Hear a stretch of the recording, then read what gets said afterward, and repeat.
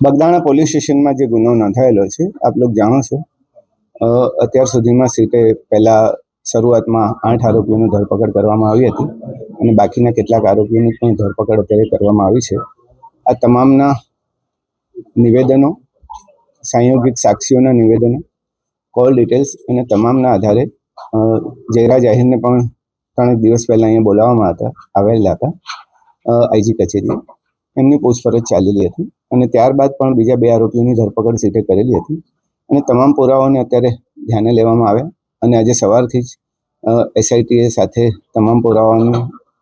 ચકાસણી કરી હતી અને ચકાસણીના અંતે કેટલીક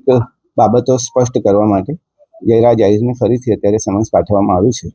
અને સમન્સના આધારે તેમની પૂછપરછ બાદ